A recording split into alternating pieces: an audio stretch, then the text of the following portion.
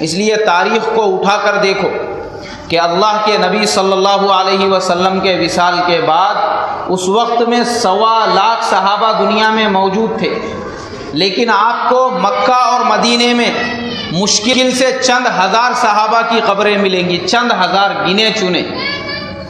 اس کے علاوہ پھر صحابہ کہاں چلے گئے؟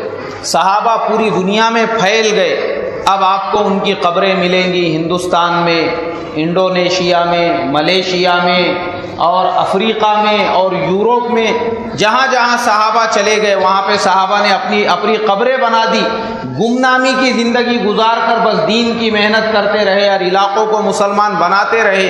انہوں نے یہ نہیں دیکھا کہ ہمارے اس دین کی محنت کی ہم کو دنیا میں کیا کریڈٹ ملے گا، دنیا میں ہماری کتنی ناموری ہوگی، اس لیے وہ واپس آئے نہیں، بلکہ جہاں گئے اسی جگہ پر انہوں نے قبریں بنا دی۔ اسی لیے آپ دیکھیں گے صحابہ کرام، تابعین، تبع تابعین، جتنے اولیاء اللہ بزرگان دین تھے پوری دنیا میں پھیل کر وہیں قبریں بنائی۔ ہمارے ملک ہندوستان میں بھی سب سے پہلے صحابہ کرام آئے تھے کیرلا میں، گجرات میں، آج بھی ان کی وہاں پر قبریں موجود ہیں۔ مالک ابن دینار رحمۃ اللہ علیہ کی قبر بھی کیرلا کے اندر موجود ہے۔ سارے صحابہ بزرگان دین پوری دنیا میں پھیل گئے، اس لیے کہ وہ یہ چاہتے تھے کہ ہم کو ہمارے کیے کا اجر اللہ کے دربار میں ملے، ہم کو دنیا میں اجر نہیں چاہیے، ہم کو دنیا میں اس کا کریڈٹ نہیں چاہیے۔